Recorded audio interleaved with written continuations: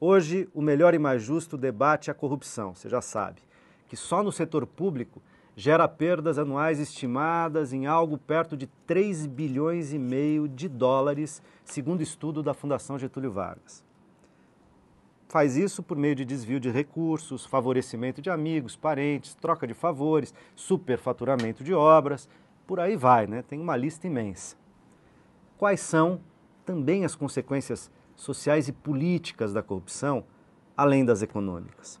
A gente já tinha começado a conversar isso, eu queria dirigir essa questão para a história da estrutura do nosso Estado. Muito se fala em corrupção no Estado e se aponta a necessidade de reforma política, reforma administrativa, tem que mexer na estrutura do nosso Estado. É por aí, José? Olha, também por aí. É fundamental que o Estado saiba de fato para onde vai, quais são os recursos que ele tem de maneira efetiva e possa cuidar muito bem desses recursos. Mas também é fundamental que haja a fiscalização das pessoas, dos cidadãos, senão fica uma coisa muito ruim. E também que câmaras participem. A fiscalização dos cidadãos por meio de que mecanismos? Quer dizer, você está falando de um controle social. Exatamente. Não apenas a fiscalização pelo judiciário, pelos câmaras, etc. Não. Também do cidadão, exatamente, por meio da organização da sociedade civil. Exatamente, nem que seja por meio da imprensa, vai lá como e fala. Como a Marribo faz, por exatamente, exemplo. É um bom exemplo. A Marribo Transparência internacional. Pela nossa experiência, o que a gente vê rodamos esse país afora e a gente tem uma noção de como se funcionam as coisas. Nos municípios em que foram estancados os atos de corrupção, começou a sobrar dinheiro para a educação, para a saúde, para o asfalto. A vida social passou a ter E você tem exemplos disso? A Marribo tem exemplos de municípios onde isso vários foi estancado? Vários exemplos. Dê alguns para nós.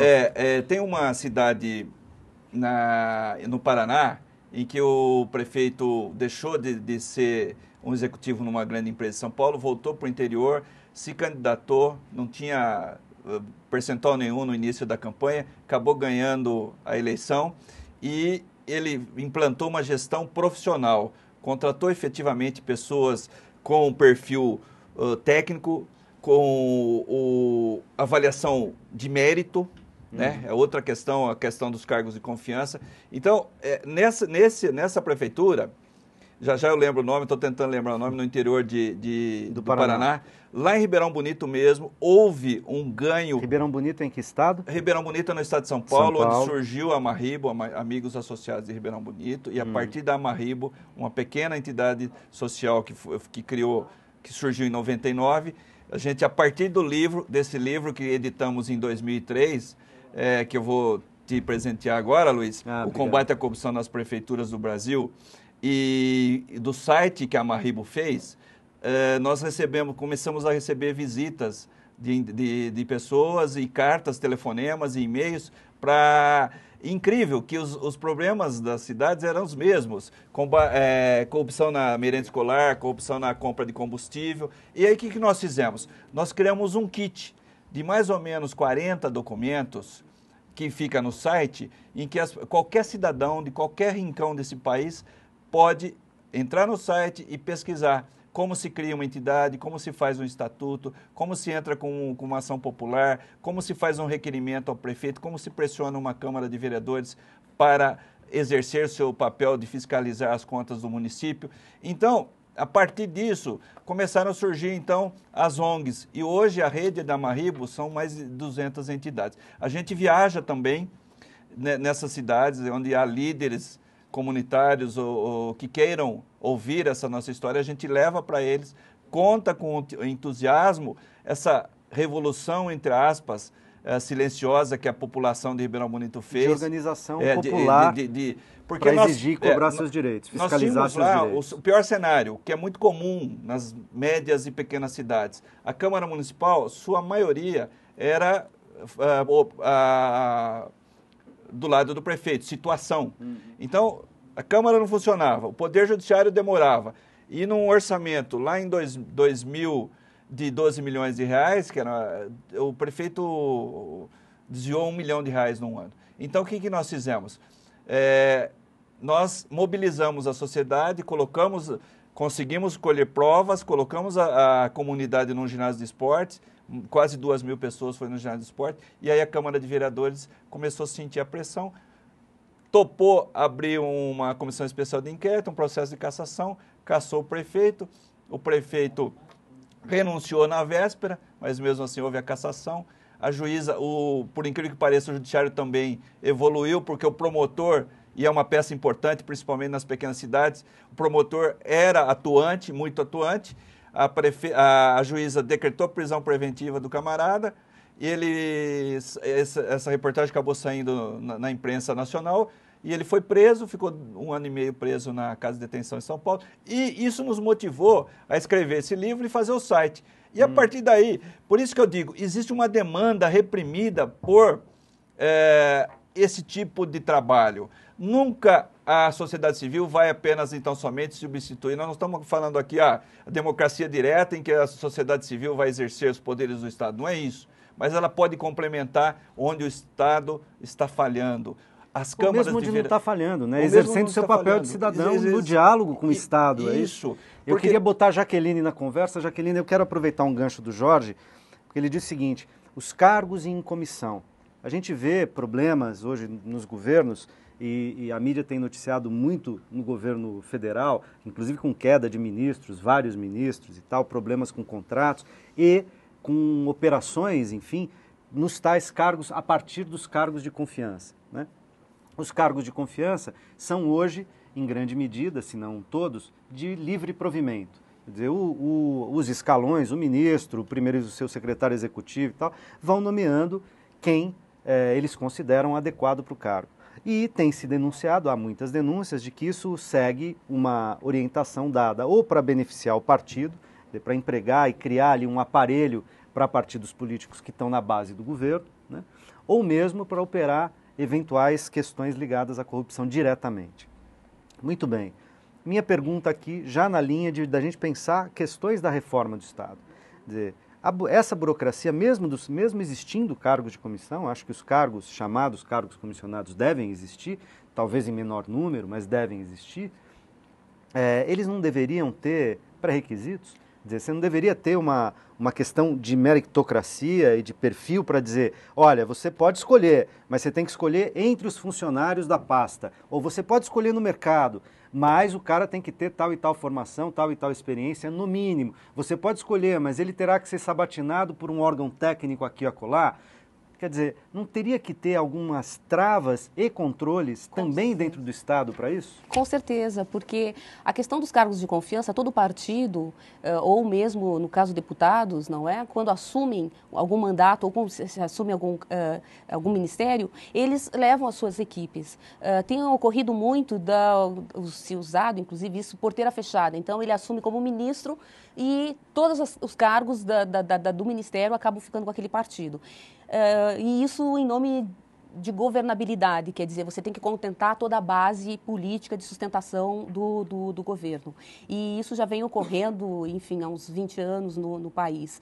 E é da natureza talvez da política. Mais a 20, né? 20 a gente está falando da redemocratização. Da redemocratização, né? Eu fiz um recorte porque no período da ditadura, muito provavelmente, hoje se sabe que acontecia muito de corrupção, o problema é que a gente não tinha acesso como cidadão à estrutura do Estado, né? Então, para saber o que acredito acontecia. Que tem assim, que colocar alguns parâmetros para definir, até porque, como funcionário público, você tem mecanismos de controle, porque ele é funcionário público e ele atende uma determinada norma. Enquanto o cargo em comissão, a relação dele ou é com o partido ou com quem o colocou ali dentro e ele está mais à vontade, fica mais à vontade, não é? Então, eu acredito que tem, assim, que colocar alguns critérios para que se assumam cargos de importância e o técnico é o principal. Se a pessoa não tem competência técnica, não importa se ele é o capo de tutti capi, né? O poderoso lá dentro do partido. Ele tem que atender critérios técnicos, porque daqui a pouco ele assume uma pasta que ele não entende do assunto. Então, você tem um retrocesso. E é importante observar que nas mudanças de governo nós temos as interrupções. Então, está se fazendo uma política que ela está dando certo. Mas como você assume, você é oposição a quem estava no governo, você descontinua aquela política. Então, é um passo à frente e 2 atrás. De certa maneira, a gente fica vendo, em nível federal, hoje a gente fica vendo o seguinte, a presidenta Dilma, A imprensa tem feito denúncias, ou o Ministério Público, ou os níveis de controle do próprio governo, CGU, etc., faz as denúncias ganham vida, são apuradas, e ela, então, demite os ministros, ou aceita suas demissões, em alguns casos. Mas continua, porque a estrutura do poder é de um governo de coalizão, ela de novo diz para o partido que tinha, então, esse ministério é teu, não está na cota do presidente, você indica, e ela fica de certa maneira, refém de uma situação que amanhã pode acontecer de novo. Como nós estamos falando de um país desse tamanho, com dezenas de milhares de funcionários, às vezes um ministério tem milhares de funcionários, então a presidenta certamente não poderá saber o que está acontecendo lá em um das centenas ou milhares de contratos. E aí, de repente, sai a denúncia e ela vai ter que ficar trocando de ministro a cada momento. Isso de um lado. De outro lado, queria botar o José na conversa também. A gente, recentemente, aqui no nosso estado, teve um problema no legislativo, um problema grave, envolve legislativo e executivo, que está, de certa maneira, ainda em andamento, a gente não sabe, que foi a venda de emendas. Parlamentares vendendo emendas para empresas, tá certo? Então eu vendo a emenda, eu consigo a emenda, te vendo para você fazer a obra. Gente, quer dizer, é uma privatização absoluta do Estado em sentido geral, seja município, Estado ou federação, ou governo federal, federação. Então a gente tem vários caminhos para esse tipo de cultura nefasta, perversa. Não é, José? Certamente. Perversa. Aqui é uma coisa muito ruim em São Paulo, que a Assembleia do Estado é pouco divulgada pela mídia. Cobertura quase zero. Então isso permite que deputados sintam-se à vontade, como se fossem reis, e até vendem emendas, que é uma coisa absurda e intolerável. Mas é importante as pessoas saberem que temos políticas de Estado, que devem ser para sempre, e políticas de governo. O que são políticas de governo? Quando o prefeito, o governador, o presidente, faz uma política para o seu mandato, vamos supor, 4 anos de governo. Esse governo não pode passar? Graças a Deus, alguns passam. Mas outras políticas que são muito bem estruturadas, muito bem solidificadas e são importantes, essas ficam. Então são políticas de Estado. Mas elas ficam quando a sociedade se apropria delas. Claro, exige, constrói uma política de Estado, não desse ou daquele governo. E você tocou num outro ponto, eu estava falando da reforma política, e aí dentro da reforma política tem a reforma eleitoral. Quer dizer, também a nossa estrutura eleitoral não é um problema, quer dizer, Jaqueline já tinha dito aqui, as pessoas votam e meses depois nem lembram mais em quem votou, porque a gente tem voto proporcional, sei lá qual a melhor forma de votar. Mas a gente não teria que rever a forma como a gente constitui nossos representantes para poder fiscalizá-los e cobrá-los de forma mais eficaz, melhor. Quer dizer, a sociedade civil também não precisa estar mais perto dos seus representantes e para isso você precisa ter regras que ajudem a eleger gente que está perto de você, né? E não que você votou e que ganha voto proporcional em cascata, etc. Não sei, mas gostaria de perguntar para vocês. Segunda coisa, eventualmente não tem representante, em alguns casos de mais e outros de menos, quer dizer, a gente sabe que muitos municípios inflaram as câmaras municipais. Isso foi um escândalo alguns anos atrás, né? Aumentaram o número de representantes. Às vezes tem um município minúsculo com 13 vereadores, não é? A mesma coisa, o Senado e o Congresso, esse número de representantes, de um lado, ele não é excessivo ou com uma estrutura de representação que, na verdade, não representa, então a gente não se sente representado e, portanto, também não se sente no dever de cobrar quem a gente elegeu? E Jaqueline. O Brasil tem em torno de 75% dos municípios brasileiros, eles têm até 20 mil habitantes. Quer dizer, é um país de municípios pequenos.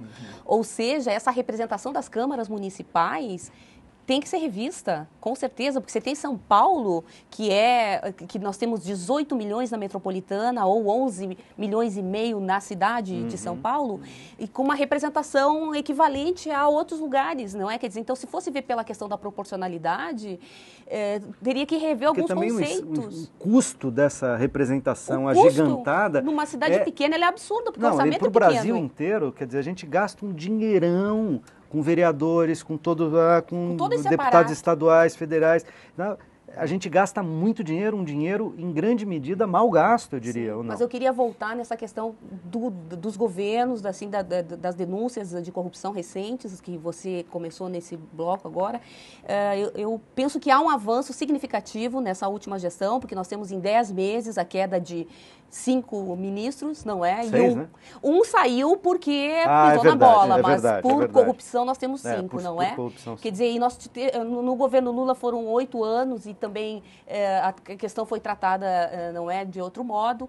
No governo de Fernando Henrique, menos ainda. Então, quer dizer, a sociedade está, e o próprio Jorge falou aqui, não é? Quer dizer, a comunicação hoje permite que as pessoas mais rapidamente saibam dos fatos e isso faz com que rapidamente também você consiga mobilizar e denunciar as coisas de outro modo, que elas acabam tomando uma proporção. Claro que a grande mídia hoje busca também nas redes sociais onde estão essas denúncias, porque ela não tem como atingir os pequenos municípios. Assim como você falou, não tem como pegar lá o funcionário público. Isso é alguém, numa situação determinada, acabou pegando aquele caso, denuncia e vira um fato político, dependendo de quanto impacta ou qual o partido está envolvido. Claro, e dos interesses políticos em jogo. Com relação a essas quedas de ministro, eu tenho viajado fora do país e estive numa reunião da Transparência Internacional em Berlim. Ficamos lá uma semana discutindo o planejamento da Transparência Internacional para os próximos 5 anos,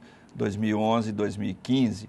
E, num determinado momento, o pessoal me chamou e falou, olha, nós queremos uma reunião com o pessoal do Brasil, porque nós queremos saber o que está acontecendo no Brasil. E expliquei um pouco o porquê desses ministros estarem caindo, né, e toda essa questão. Agora, fiquei surpreso porque, por incrível que pareça, eles estão vendo com bons olhos. E aí que eu coloco que talvez nós estejamos vivendo um momento importante, inédito e ímpar nesse país, para se engatar, desculpa a expressão, uma reforma administrativa e acho que talvez uma reforma política, né, se a economia do Brasil está indo bem e está descolada da política, ela está caminhando sozinha, eu acho que a presidente Dilma tem, talvez, um ambiente propício, se ela conseguir um pouco o respaldo popular, talvez ela tenha a possibilidade de fazer uma reforma administrativa e política, entre aspas, enfrentar essa base aliada, esse Congresso Nacional. E a oposição, que certamente faz uso político principalmente a oposição que vai obstruir, não tenha dúvida, né? Eu acho que ela está tendo sabedoria e o que está se passando lá fora é que ela é uma grande CEO, uma grande presidente de uma empresa e que ela está conduzindo as coisas gestora. Com grande capacidade de gestão e conduzindo o país de uma forma muito mais técnica e meritória. Já se fala, e isso que ela vai só colocar ministros agora ficha limpa, né? Então isso já está sendo discutido dentro da CGU, que é um órgão de controle, principalmente do governo brasileiro. De controle interno do governo brasileiro. Eu preciso fazer um rápido intervalo e a gente já volta, não sai daí.